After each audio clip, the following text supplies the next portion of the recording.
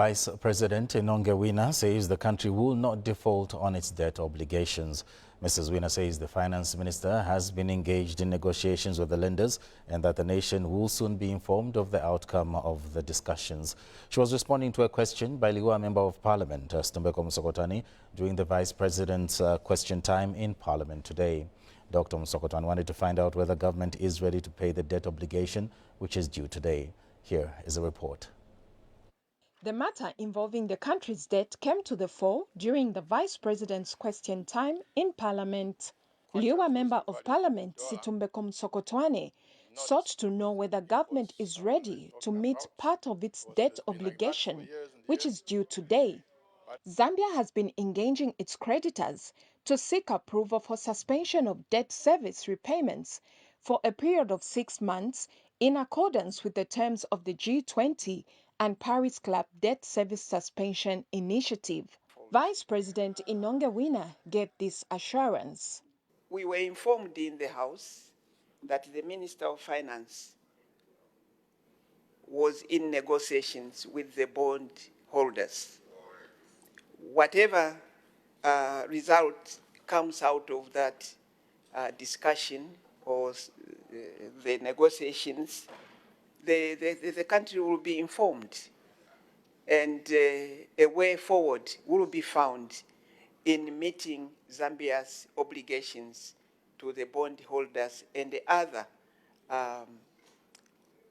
lenders. And the Vice President said government will address the concerns highlighted in the Auditor General's report. Recently, the Secretary to the Cabinet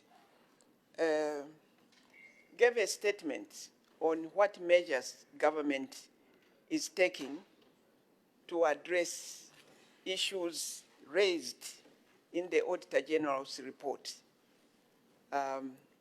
including punitive measures that will be taken against erring officers. Meanwhile, as the country prepares for the 2021 general election, Mrs. Wina called on various political parties to discipline their cadres, causing havoc.